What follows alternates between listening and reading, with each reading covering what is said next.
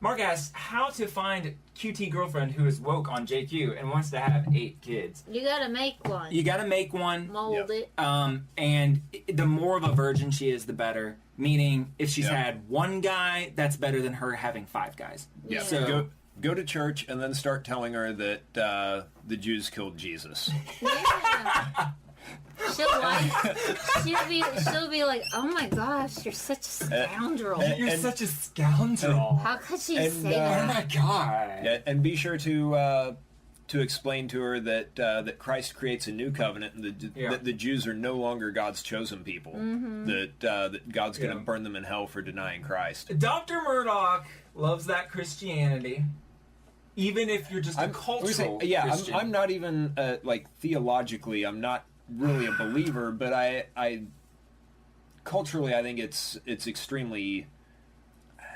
White? Okay. It's really white? It's very white. Now, there's a lot of people that are going to argue with that. Yeah, well, I think it's good for our people when it's not like this cucked modern Christianity. Yeah. Okay, when we got to move on. A defensive Christian. Somebody's going to talk about Christianity. Okay, go ahead.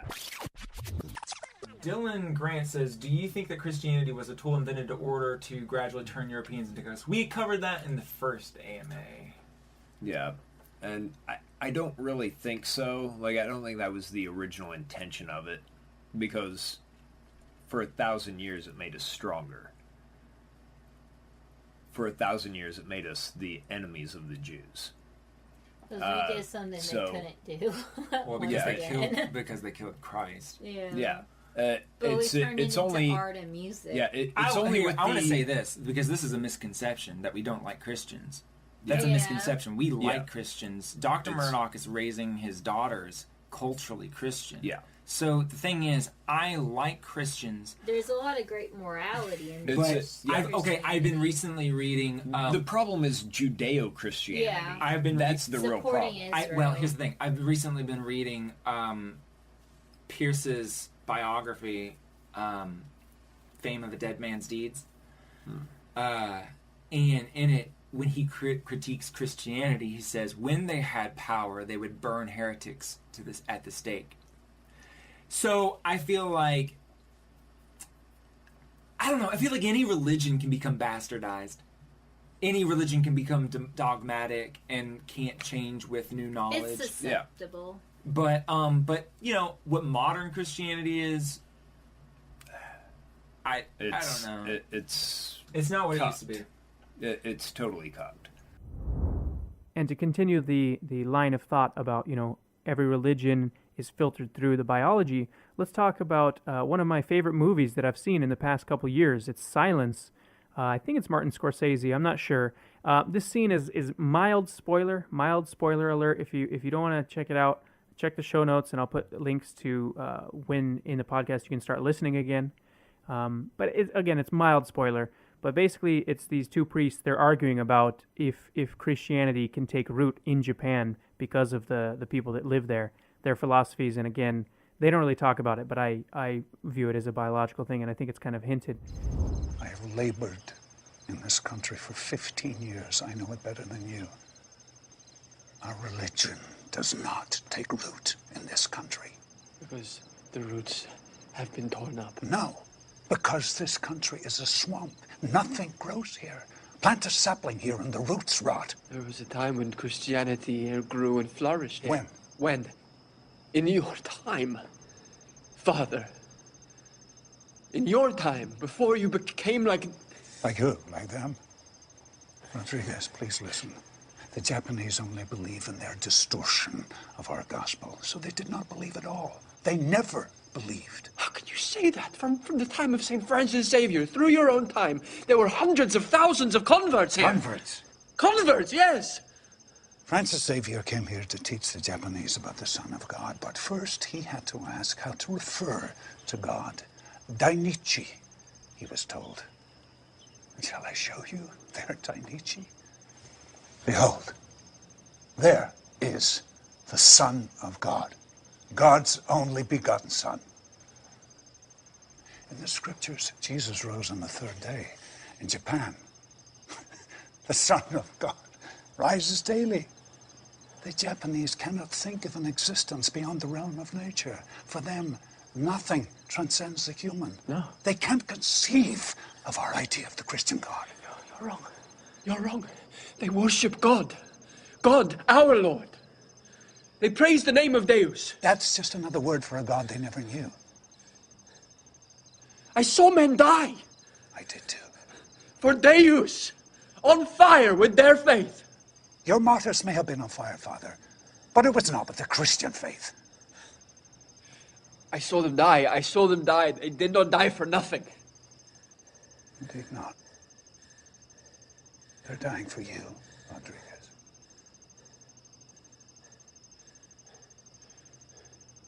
How many did you save? When you trampled on the face of our Lord, how many beside yourself? I don't know. Certainly not as many as you may help. You're trying to justify your own weakness. God, have mercy on you. Which God? Which one? We say, Sangawarat. I'm sorry, you haven't learned the language thoroughly, have you? There's a saying here. Mountains and rivers can be moved, but man's nature cannot be moved. It's very wise, like so much here. We find our original nature in Japan, Rodriguez. Perhaps it's what's meant by finding God.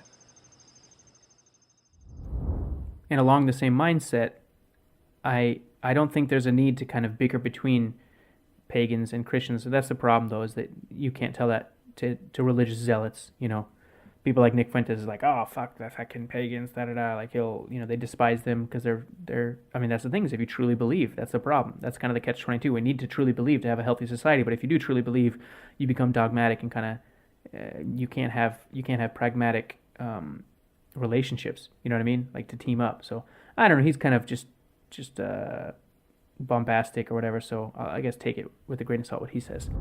It is a life of suffering. It is a life of material and nothing immaterial, nothing spiritual, nothing religious, nothing existential. And this is the life projected in front of them, where there's this stress, this work, these rising expectations, and so on and so forth. And on top of that, there's no meaning for it. There's no purpose for the suffering. And there's no backbone for it. There's no community. There's no support from anybody that's really pushing behind them in the way that it used to be. And so I think this is why you get it. You can blame video games. You can blame the violent video games. You can blame homework. You know, they say it's stress in schools. Well, stress for schools is at an all-time high.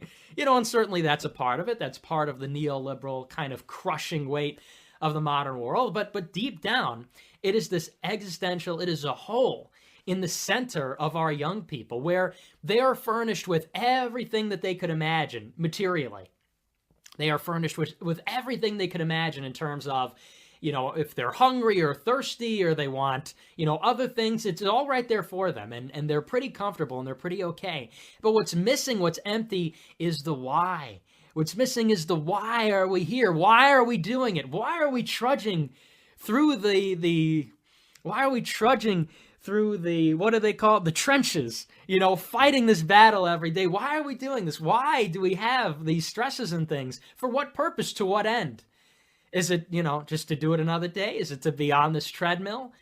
And I have, if you don't believe me, there are some sources here that I brought up, some really good quotes here from Dostoevsky, who wrote about this in Notes from the Underground. This is a secondhand copy I got from Half Price Books, so you know, it's not looking too hot. It's not a volume like from a Blue Blood library. I didn't pull this from the Richard Spencer collection where it's bound and everything. But Dostoevsky wrote about this. He talked about how, and this is more about what men do more broadly from a philosophical, an abstract point of view, as an abstraction. And he was writing about this over 100 years ago. He wrote, "It is just his fantastic dreams, his abject foolishness that he wants to cling on to solely in order that he can convince himself, as if it were absolutely necessary, that people are still people and not piano keys on which the laws of nature themselves are playing with their own hands, but are threatening to go on playing to the point when they would no longer be able to want anything beyond the directory. And besides, even in that case, even if he did turn out to be a piano key, If that were proven to him by even the natural sciences and mathematically, he would still not come to his senses and would deliberately do something to contradict it, simply out of ingratitude, just in order to assert himself. And in a situation where he did not have the means to do it, he would invent chaos and destruction. He would think up various forms of suffering, and my goodness, he'd assert himself. And so this is what Dostoevsky is describing, essentially, a world where the course is set, the trajectory is set, all that's left is the execution in the mind of modern man, the youth in particular. All that's left is the execution of a plan that was laid out long ago by their parents or some other institution, essentially that man has become a piano key where you will be played, where you go through high school and then you're thrown onto the assembly line in college and then thrown onto the assembly line as a consumer, as a taxpayer, and you root for the football team and you pay your taxes. And every Christmas, you see what's under the tree. But I mean, that's it. It's playing the piano key. It's playing along to the melody. And what our youth are doing is this contradiction, is contradicting it, asserting our will at any cost. And if you cannot assert your freedom, if you cannot go against the grain, if you're not allowed to, well, then you just tear it all down. You unleash the destruction, the suffering, the chaos, just in order to prove to yourself that you are not on a set course, on this deterministic piano key course. And this was written by Dostoevsky 150 years ago.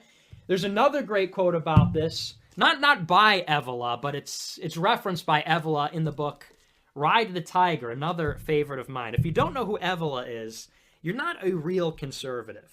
Evola said on this question a little bit more than half a century ago, and this is a quote by Andre Breton, who said, "When the young Andre Breton declared that the simplest surrealist act would be to go out into the street and shoot passerby at random, he was anticipating what happened more than once after World War II, when some of the younger generations passed from theory to practice. By absurd and destructive actions, they sought to attain the only possible means of existence, after rejecting suicide as the radical solution for the metaphysically abandoned individual." This one's a little bit more wordy.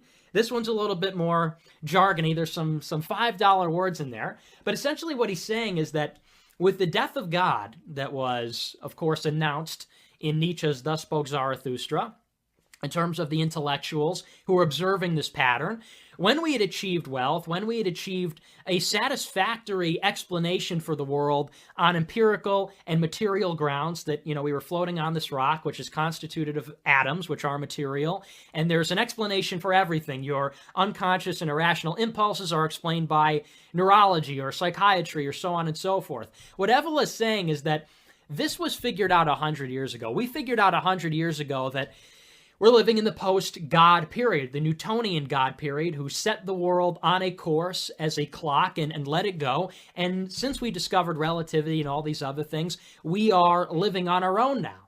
And we are living in an absurd and surreal world where we're all here and we're doing these little projects, we're tinkering with these little things for currency, to eat, and for what? For these absurd and surreal things that are absurd and surreal in the absence of an explanation, in the absence of God. And so what he said was that when theory moves into practice, the young are taking theory and turning into practice after they've rejected suicide and said, the logical conclusion of living in this world of suffering, which is absurd and surreal and has no meaning, that would be the rational conclusion. Well, I'll just go out and let's do something surreal. Let's do something crazy. Let's assert our existence, in the words of Dostoevsky and Evola. And so those are some two, I think, very powerful quotes that illustrate and also kind of chart the historical course of how we got here, how we got to this point, why our young people would be doing these things, why this would be such an issue. And the shooting is only the most extreme example of it, but I would say rather that the same motivation, the same line of thinking or unthinking, if maybe you think it's unconscious or subconscious, that leads to opiate abuse, that leads to sexual hedonism or other forms of hedonism. This is how you get the youth that we have: disassociative, numb, disaffected, disillusioned. That is how we produce these kinds of school shootings. So when you look at this, we really have to look at it from that perspective of, this is a symptom. What is the core issue? How are we going to treat it? The only way is with God. It's the only way. And this is not the pulpit. This is not sermonizing. This is simply an autopsy for the American and Western male, for the male youth. It is an autopsy. It is an analysis of the cause and effect of why these things happen. And if you want to know the answer, it's religion. It's God. Maybe you don't believe in God. Maybe you are not a Christian. Maybe you're skeptical of Christianity. But there is no other satisfying answer for our young people to go on in this world in the absence of that existential meaning. I mean, that's all there is to it. You can watch your Christopher Hitchens, you can watch your Richard Dawkins, and you can be very smug, but I mean, that is how you're going to treat it. And unless and until we embrace a second religiosity in the country, as Spengler predicted, we will be on the road to ruin. You'll see a lot more of this, a lot more opiate abuse, a lot more, disgusting varieties of hedonism, a lot more school shootings, and so on and so forth. That you will never get rid of it unless you address that question. Millennial Woes has every year he has a Christmas thing, and he calls it Millennial Yule because Yule is the pagan holiday that was adapted into Christmas, and so he calls it Yule. And I think Jared Taylor was trying to build a bridge between those two factions because he's trying to unite. Uncle Jared's trying to unite anti-drama. I always respected about him, and it is part of our heritage. I think he's atheist. He doesn't really say it because, again, I don't think he wants to offend and bicker about small things. He wants to focus on race, but I think he's agnostic or atheist. He never really mentions it, but I like what he says. It's basically along the same lines of the Murdoch thing. If nothing else, people tend to have treasured memories of Christmas. And even if they don't have profound feelings or thoughts about it, it is something that figures in most people's lives, most European people's lives anyway. So, okay, let's talk about, go back to the start, your own personal memories of Christmas growing up. Well, I grew up in Japan, which even when I was a child, 50, 55, 60 years ago, the Japanese were beginning to celebrate Christmas, even though they have no Christian tradition of their own. But my parents were missionaries, and of course, they took Christmas very seriously for religious and traditional cultural reasons. And it was always a very, very exciting time, of course. I have some chagrin, however, in looking back on Christmas. And although the spirit of the season and the religious aspects of it were important, the prospect of all those presents was particularly important. And I would say up until about the age of 9, I could hardly get to sleep Christmas Eve, thinking about all of these wonderful things that I might get. And my parents were reconciled to the fact that I and my brothers were likely to get up rather earlier than usual and wished to tear downstairs and see what was under the tree for us. And this idea of getting things. It was only later that the joy of giving things began to take a kind of equal precedence in my mind. I suppose that's inevitable for children. But when I became a father myself, I wondered, how was it possible to celebrate Christmas in that way without fostering what I can only describe as, to put it in the crassest possible terms, is the sense of Christmas greed, of wanting things and looking forward to getting things. And I'm not sure it's possible, but in my own family, I've tried to go a little more lightly on the gift giving and just talk about the significance of the time. But it is, of course, a very, I think, for everyone who lives in the West, whether they are an actual Christian believer, there's something about the spirit of it. Christmas carols, when every year, and it's hard to pinpoint just what causes it.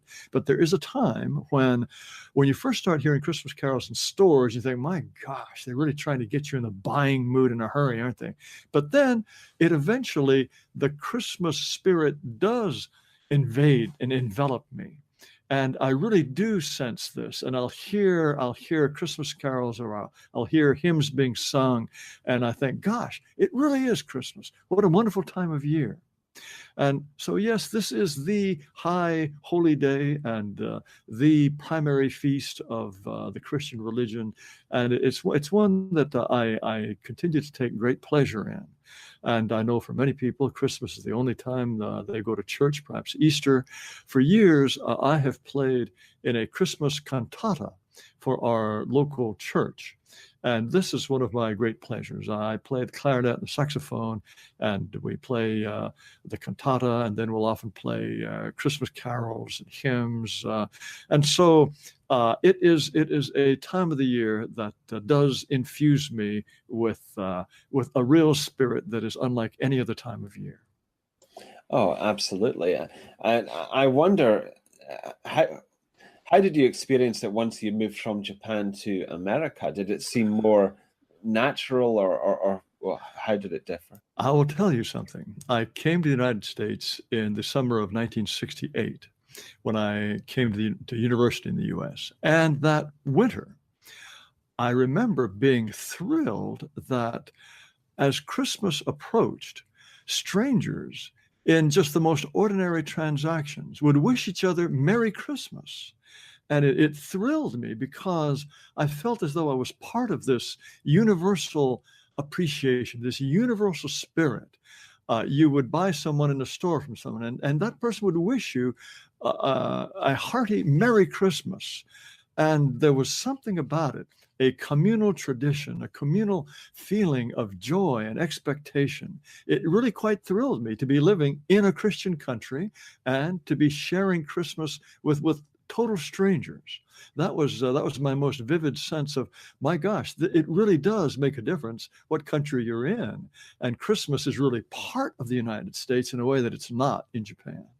I wondered, because obviously it would be something that your parents would have to sort of artificially create or sustain in Japan, whereas to some extent, whereas in America, obviously everyone knows it and is involved with it and is feeling it. And at that time, at point 1968, gosh, that's 50 years ago, no one had the slightest compunction about wishing total strangers Merry Christmas and none of this Happy Holidays nonsense. No one was afraid we might possibly offend the stray Hindu or Buddhist or Muslim or Jew. No, it was Merry Christmas. And that's all there was to it. Anybody, Happy Holidays, what the heck is that? But now, I remember a couple of years ago, I was buying a Christmas tree. And I always buy a Christmas tree, and my children love it, and we decorate it, and we put lights on it, and put Christmas carols on. It's a very, very jolly and happy time. But I was buying a Christmas tree, and in a lot that was run by a church. There was a local Methodist church was selling Christmas trees. And I was picking up my tree and paying for it. And the fellow that sold it to me wished me Happy Holidays. I said, wait a minute, don't you mean Merry Christmas? Here, you're in a church and you are selling me a Christmas tree. Can't you wish me Merry Christmas?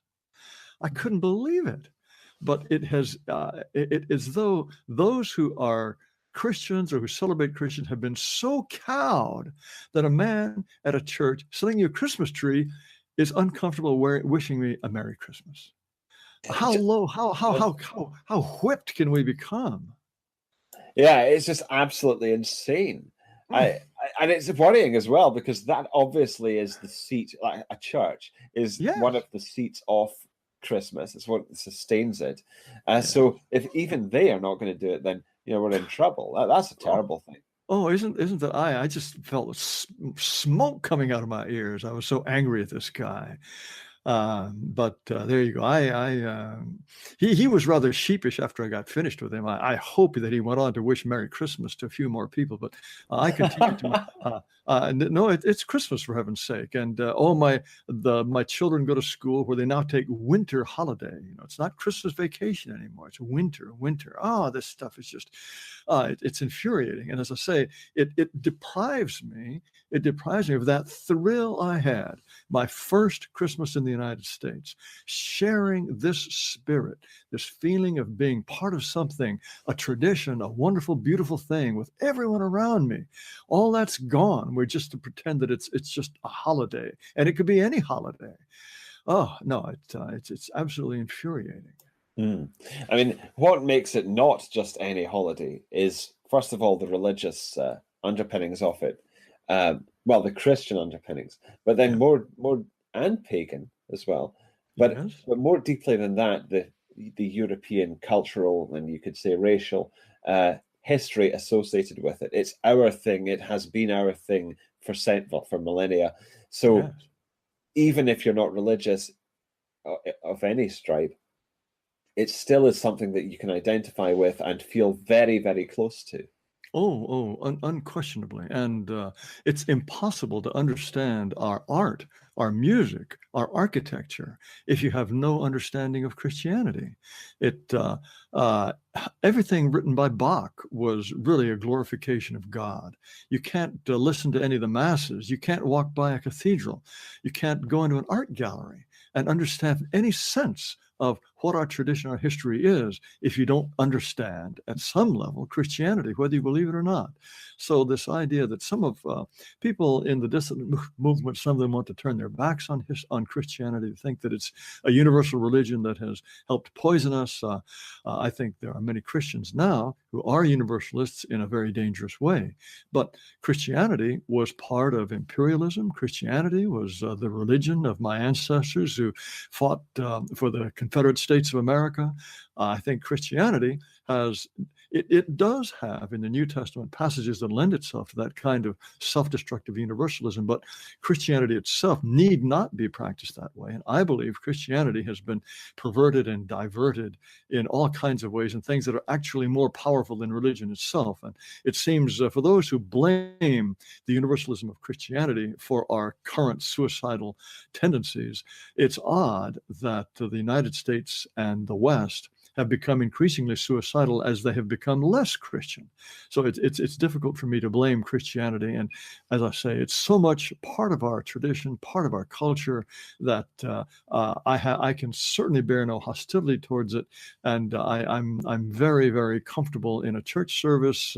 All of these things are exceedingly warm and friendly and comforting feelings for me.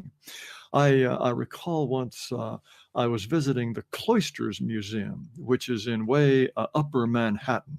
It is a museum mostly of medieval Christian art. And in one of the rooms, right over the doorway as you go in, you can't help seeing it. It's an enormous Christ on the cross.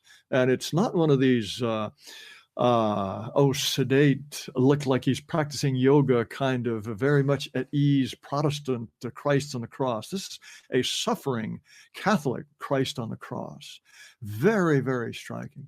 And I was admiring it, and a group of young blacks, they must have been 9 or 10 years old, maybe younger. They were brought in on a kind of a field trip by this white lady who was hauling them around. And one of the black boys looks up at that very striking crucifix and says, "Who dat?" And I thought, good grief, this person is completely detached from my civilization. Who dat? Especially, you would think blacks, they have this reputation for being religious. Well, this guy came from some environment in which Christ on the cross was an utterly, utterly alien concept. It brought home to me that whatever our people as patriotic Europeans, whether they believe in Christianity or not, this is such a fundamental part of our culture and identity that I think to repudiate it is very, very damaging, and it cuts us off from so much of that's essential in our own heritage. Yes, indeed. It cuts us off from a lot of our history and also a lot of our identity. Yes. I think as a result of that. So it does seem unnecessarily destructive, even if you don't believe in Christianity. And that's my own position on this, really. It's just, to speak about my own feelings, it's just something that seems very valuable and warm and, comforting and enjoyable. And meaningful as well. I mean, it's not just some sort of silly pastime. It feels like this is a communal thing for all Europeans going back centuries. So it would be. And I'm always reminded of the Christmas truce in the first year of the Great War, when the Germans and the British, they're singing Christmas carols to each other across the trenches, and they're wrapped up in this communal feeling, this great European feeling of part of the same beliefs, the same culture, the same heritage. All of this is very important. We should not spurn it. And anything that can unite Europeans in this way, I think, is something that's very valuable. Of course, people say, well, it starts uniting the Africans and, the Latin Americans. Well, it has a very powerful uniting force for Europeans, and it's one that we should not spurn. Yes, I completely agree. And the Christmas truce is an extremely powerful demonstration of that. There's a movie been made of it. I don't know how historically accurate it is, but the movie is very, very moving and powerful. So in the same spirit of uniting Europeans, obviously Christianity can do that, but also I think we can unite the pagans, because, who knows what's going to happen. That maybe I've heard that Europeans can, because they're more secular, maybe they're more prone or open to paganism. So maybe that'll happen. I mean, a lot of stuff, the world's a crazy place, life is insane, so maybe that'll happen. Maybe the paganism will grow there, and if it does, I hope that these ethno-states, or who the hell knows what's going to happen. No one can predict the future. I hope that there's a unity, because it'd be really sad to bicker amongst ourselves about different sects, right? Orthodox versus Catholic and Protestant. Just, to me, it just seems silly. I get it. I understand that we need structure. You need to believe really intensely so that you can keep the degenerate elements from subverting you. But still, it just seems like such a shame. And so that's, I guess, kind of the good thing about this, how white, that's a made-up concept. And, in the first podcast, it was with Brett Stevens, and he's not a fan of that. He thinks, there can be, pan-European kind of like friendship allies, but you don't, this whole idea of white, that's just because Americans, it's kind of a shitty concept. And I agree with that. But yeah, the good thing about I guess the racial purity being bred out of us is that we are united, and there's going to be less bickering and less, divide and conquer, World War III, where more Europeans are killing each other, more brother wars, So in the spirit of that, I want to play a song from Paddy Charlton, and it talks about, that's not the whole point, it's uniting Christians and pagans, but that's a line in it, and it's just a good song about focusing on the big picture and protecting our lands and uniting.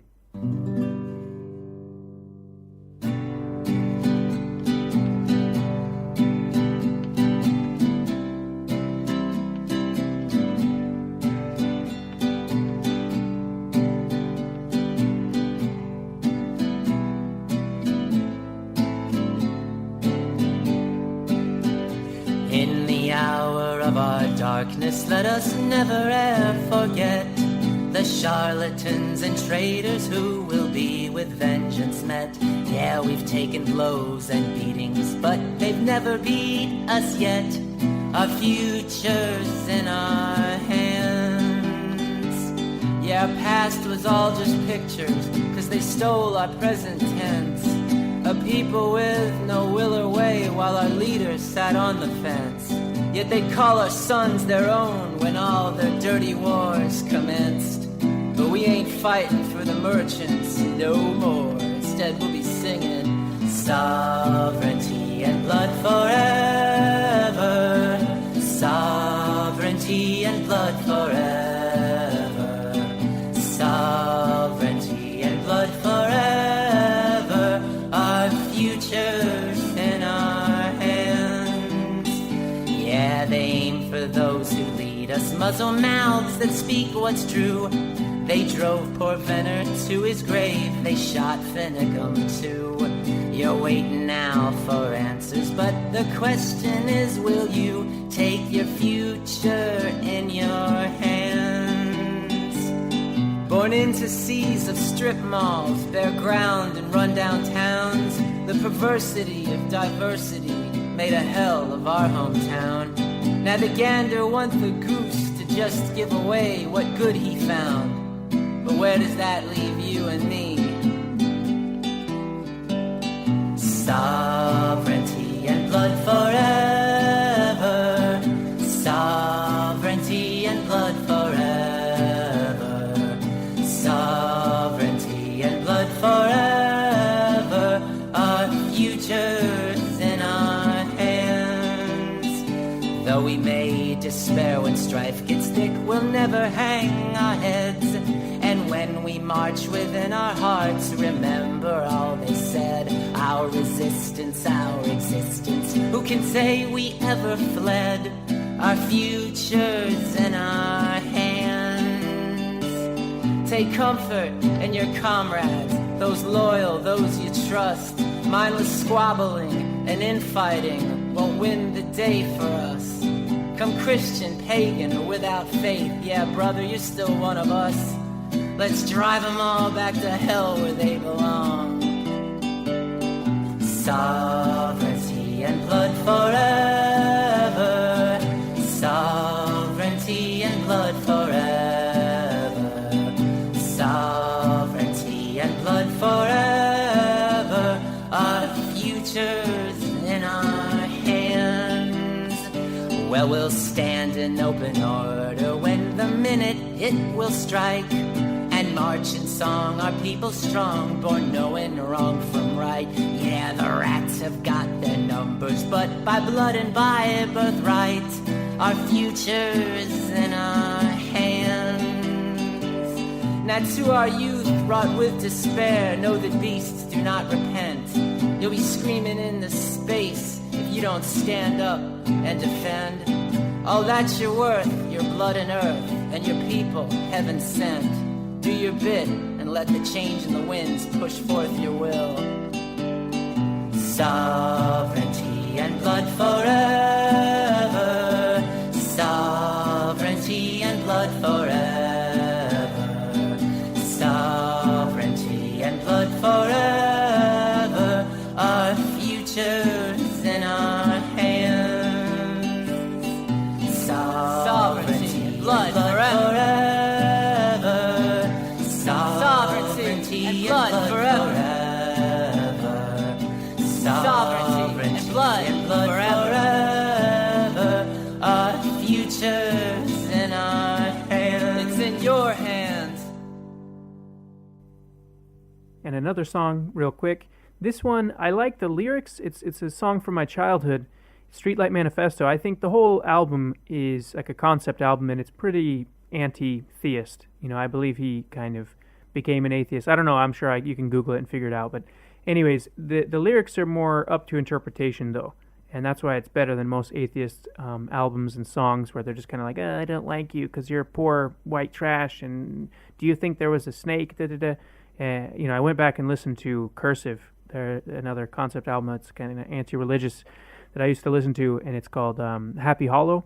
And I listened to it again. There's still some good songs, but it doesn't speak to me the same way. And it seems kind of trite. I don't know. But Streetlight Manifesto, this is a great song, and it's up to you. Maybe you can interpret it as kind of like the tragedy of the Catholic view, or I guess the dogmatic Christian view that, you know, you're born with sin and there's nothing you can do, and it's just like, and a lot of people who they did one bad thing and it stuck with them forever. Or it can be the tragedy of just life in general and trying to you know, what it means to be human. Or you can perceive it as, you know, being an agnostic atheist, and you think that religion's kind of silly, like, or this interpretation of religion, and that if you believe in a God, that they're more, you know, all loving and forgiving. It's up to you. Check it out. It is 40 Days by Streetlight Manifesto, which is perfect for the end of Lent Easter celebration. Check it out.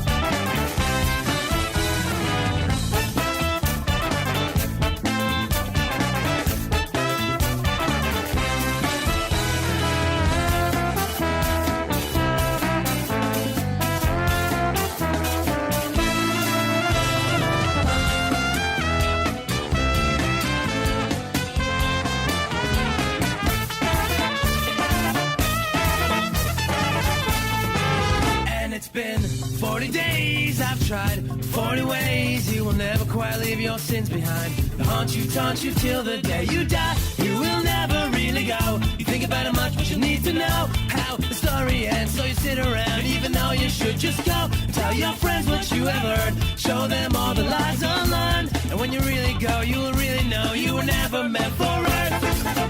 What's it worth? If we're gonna break it down with any logic, it's absurd.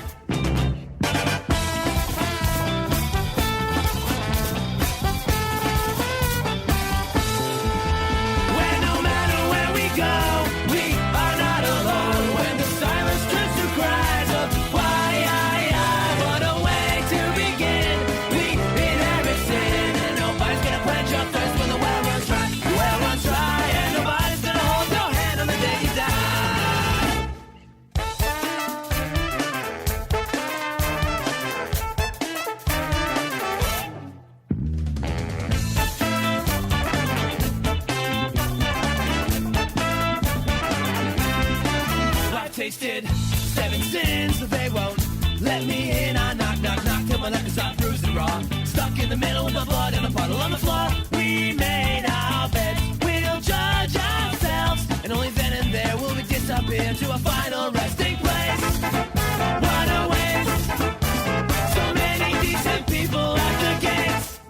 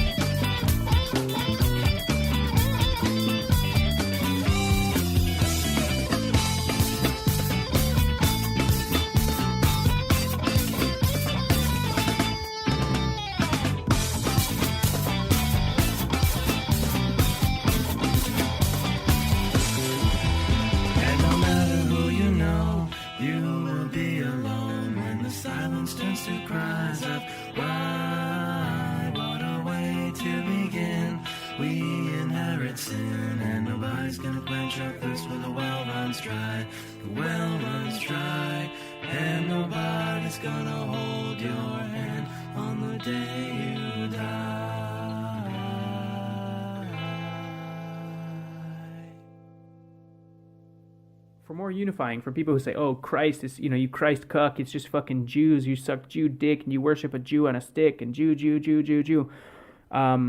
I'm going to sample this. This is Kevin McDonald, right? If you want a purity spiral and say this and that, he's like the holy grail of knowledge on Jews. I think it's in the E. Michael Jones documentary, The Goy's Guide to World History, or I don't know if they're talking, I don't remember, but I wrote it down.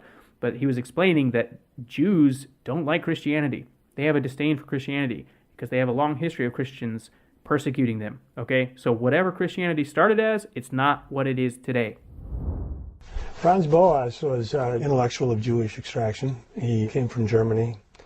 He became very important in the early 20th century, and the reason he was important was because he was the father of a school of anthropology that essentially said that race was not important in explaining any differences between any groups of people. His descendants have been people who have pathologized any reference, any concept of race, racial differences, and so on. This is sort of a pillar of the intellectual left in the 20th century. And he's important because he founded this school. They became the heads of the departments of very important universities, so that by the mid-1920s, his students basically dominated the American Anthropological Association. They had a very clear ethnic political agenda, at least for the Jews among them. In other words, Franz Boas was not just a sort of intellectual pursuing truth or something like that. He well recognized that he had a very strong Jewish identity. That one of his main goals in life, one of his main purposes was to promote this intellectual perspective, which he thought would be important for combating anti-Semitism. He had the sort of rise of racial anti-Semitism culminating in the National Socialist movement in Germany. He viewed his ideology as combating that. He was also associated with far-left political organizations, and that's been typical, I think, of his disciples as you go down. He died in the late 1930s, but then his disciples effectively dominated anthropology down to the present. It's classically portrayed as the nature versus nurture battle. In other words, the issue was environment or race at this point, and Boas and these people had decided that the important thing was environment, and they had to defeat the racist. One of his big ideas was that you couldn't make generalizations about culture. You couldn't develop a theory, a universal theory of culture, because each culture was, incredibly unique, sort of beyond the pale of scientific generalizations. And prior to him, there was a sort of robust evolutionary theory of culture where you had these various grades of culture, beginning with hunter-gatherers, chiefdoms, nation-state societies, and so on. And the problem he had with that was that the people who were doing this viewed European culture as a pinnacle. And that to him was anathema. He was strongly identified Jew. He viewed the Prussian culture of his childhood as very dangerous. He had very negative, memories of that, very negative attitudes about that culture. And I think that's what, that's sort of the common denominator, I think, of all these Jewish intellectual movements that we'll talk about, is this underlying, hostility, distrust, this deep historical memory of the negative things that have happened to Jews in European culture. So when he thinks of the Prussian culture of Germany, he doesn't think of cathedrals and kings and leaders. He thinks of that there were elements of anti-Semitism there, that it was a Christian culture, that Christians have oppressed Jews over the centuries. So for him, these cultures were not the pinnacle of civilization. They weren't the pinnacle of science or anything. And so as an attempt to deconstruct culture, this is the origin of the sort of cultural relativist movement, that all cultures are sort of equal. There's no way to grade them in terms of even of their technical accomplishments or anything. Yeah, so I guess to conclude my beliefs on religion and to kind of conclude what I was saying, now part of this fasting thing, I made a promise to also pray every day. And I have a cross around my neck right now. It's a Russian Orthodox cross. And I do believe you can fake it till you make it. I do believe, I love the way that E. Michael Jones, the Catholic guy, described the mind. And this is part of why I fought against it, not fought against religion, but I mean fought against the reptilian part of your brain, or he calls it the horse. I guess it's a Greek tradition. And again, he says it too. He says ancient, I forgot about that. Let me sample that really quick. He talks about that in that same documentary. He talks about how this idea actually came from the Greeks. It wasn't a Christian thing. It was adopted into it. Now this is a state-of-the-art battle here that's going on here. What we're talking about here is a takeover, a redefinition. Just as Fish and Derrida decades later would engage in a redefinition of discourse, the Jews at this point were engaging largely through the use of Sigmund Freud in a redefinition of the soul. We're talking about psyche, the Greek word for soul, and so therefore we're talking about psychology, which is the science of the soul. Now this is classic psychology. Okay, this is Greek. And in Greek, it goes all the way back to people like Euripides and Plato. The classic definition of the soul, or the image of the soul, was the rider on a horse. The rider was reason, the horse was passion, and in many ways the bridle was the will. And so you had the tripartite soul: reason, will, passion, logos, ethos, pathos. And that was the right rule. Reason ruled passion the way the rider rode a horse. What happened over the course of the 20th century is that was inverted. In other words, we had a revolution in psychology that paralleled the later revolution in hermeneutical thought. What you had to do was, in effect, redefine the soul so that it lost all of its Christian characteristics, even though it's only Christian in the minds of the Jews that wanted to subvert it. This is not Christian. This is not a Christian soul. It's the Greek soul. It was adopted by Aquinas and by the Catholic Church, but it's basically a Greek idea. Heinze says about this period of time, G. Stanley Hall had a classic work, and it was known as Adolescence, published in 1904. According to Heinze, Hall's work was, quote, saturated in Christian reference. At this point, what happened was a war like the literary critical wars, but this became a war over who was going to determine what the soul was. So yeah, I love that, and I think this is, he put it into words, or I guess the Greeks did or whatever. It's just, it's so beautiful when you start to connect with your ancestors, because things start to make sense. When you try to do everything yourself, this hyper-individualist Ayn Rand bullshit, it's a lot tougher. You learn the hard way.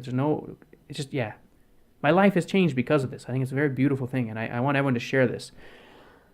This feeling that once you reconnect with your heritage and your ancestors and all aspects of it. So anyway, he put it into words, and I thought, man, yeah, that makes sense. And because I'd always thought that, I thought it's this constant battle I've been having with my frontal lobe and my reptilian part of my brain, the subconscious, where simple pleasure, instant gratification versus, you can put it in those kinds of terms, but it didn't really do justice. And I thought, like, I remember I used to ponder it, and I used to think, like, man, like, that's kind of what it is to be human, is that balance. Like, it's not one or the other. And listening to Sam Harris's, what is it, the book about meditation and his mind, he used to talk about that, and they've done studies where they cut the brain in half, and it's kind of talking about, like, what is consciousness.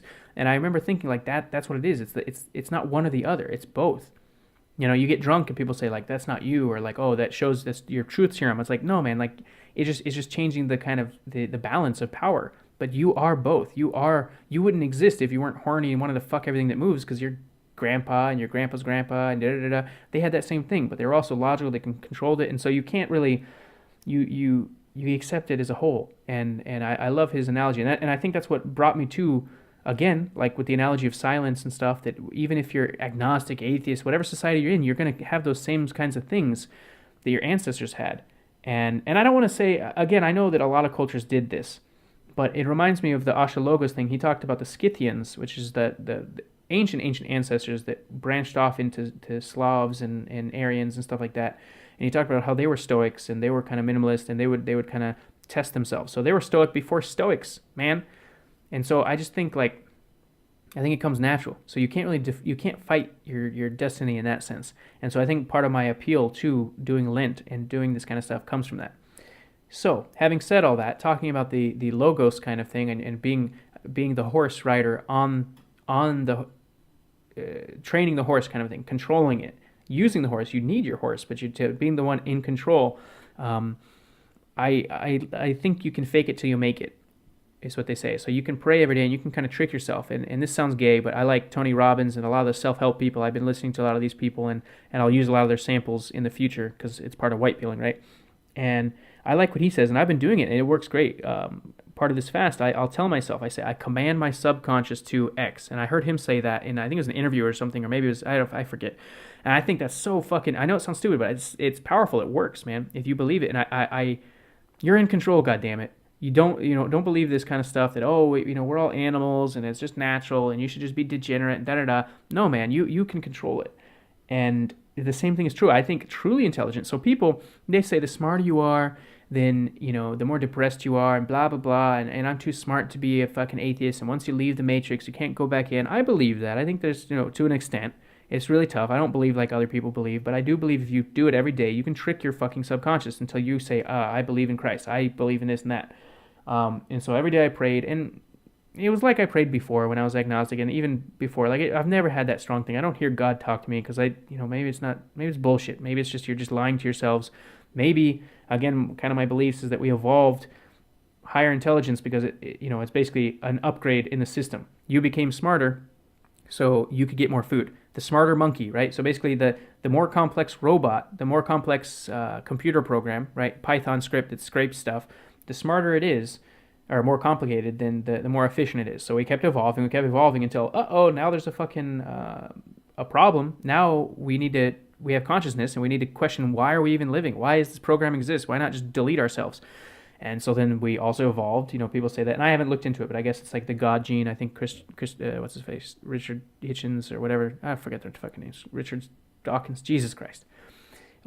Whatever. One of these faggots talked about how, there's the God gene, and we developed superstition to survive. I think that's true. I think that makes sense. So maybe this is all bullshit. Maybe the pagan shit's bullshit too, okay? Cool, whatever. We need it. We look at Western civilization dying. I don't give a shit. You need something. All the greats in history believed in something. They believed in fate. They believed in something, like the Steve Jobs thing. You gotta fucking believe. And if you're truly smart, okay, you don't try to act like you're better than me or better than the religious people. If you're truly smart and you've had hardships in your life and you want to do great things and you want to change the fucking world, you should control your fucking horse. And you can do it with meditation, do it with stoicism, do it with fucking anything. And you will train your brain. Just like you train it when you fucking jack off and when you snort heroin and you do all these other shitty things, right? That's the funny thing about these fucking... Again, I have nothing wrong with atheists. Like, I just kind of described that I'm, I know my ideology sounds kind of incoherent, but I guess I would identify as agnostic. Again, it's nothing wrong with the atheists. It's that the people who think they're better and they do it to feel good about themselves. The atheists who are saying this shit, who want to feel good, like the Blump fucking late night talk show hosts, those people piss me off, because it's like, if you're truly smart, you're a master of your fucking your horse. And these people are fat and ugly and stuff. It's like, I don't get it. Okay, if you're truly smart, you lift weights, you have a 6-pack, you've got 3 PhDs, but these people are always in their fucking mom's basement. They don't do anything. So I think that's bullshit. So if you are religious, and if you kind of train yourself, or spiritual, you're not religious, you're spiritual, that's a sign of intelligence. All right, that's pretty much everything I wanted to say. All the samples I wanted to put it into the podcast. Hope you enjoyed it. Sorry it was so long. And I'm going to play 2 short little samples, one from Charles Carroll from $1 Million Extreme, and one from Vincent Peale. And very small, it's just about positive thinking, and it's along the lines of the fake it till you make it kind of a thing. And I remember I was in Japan talking to an old German guy, and he's talking about, same thing, he's agnostic, he's trying to believe, and he quoted someone, I don't know who, it was a philosopher or something, I forget, but the way he said it was a good analogy, that faith is, it's more...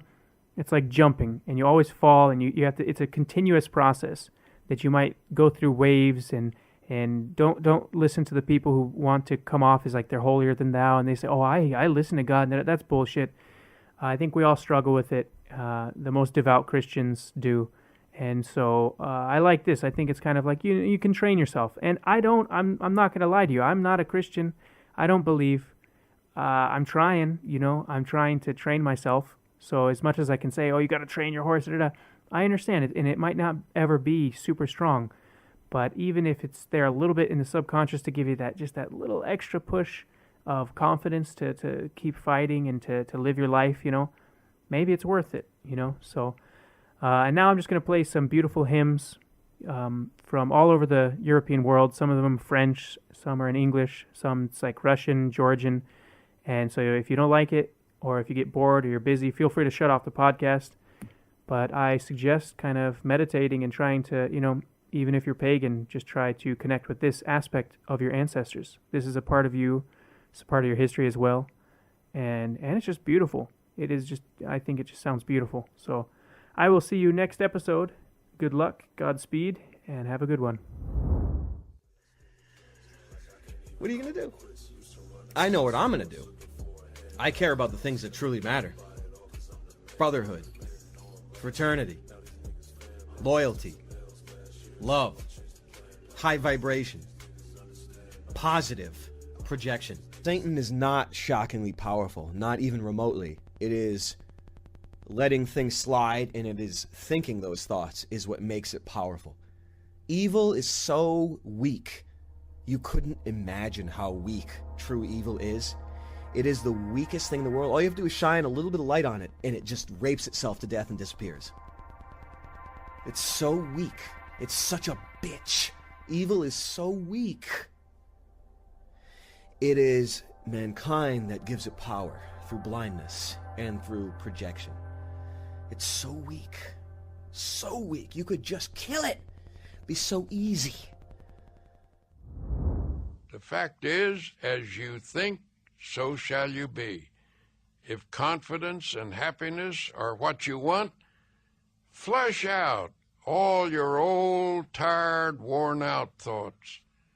Fill your mind with fresh, new, creative thoughts of faith, love, and goodness. One of the most powerful cures for self-doubt is the thought that Almighty God is actually with you and helping you, that He will be your companion and will stand by you, help you, and see you through all adversity. To practice this belief, simply affirm, God is with me, God is helping me, God is guiding me. Spend several minutes each day visualizing His presence. Then practice believing that affirmation. Go about your business on the assumption that what you have affirmed and visualized is true. The release of power and confidence which this procedure stimulates will astonish you. I suggest that you repeat certain words that I shall give you. Say them over several times after you get into bed. When you awaken tomorrow, repeat them 3 times before rising. On the way to your important appointment, say them 3 additional times. Do this with an attitude of faith, and you will receive sufficient strength and ability to deal with this problem. Following is the affirmation which I gave him. I can do all things through Christ who strengthens me.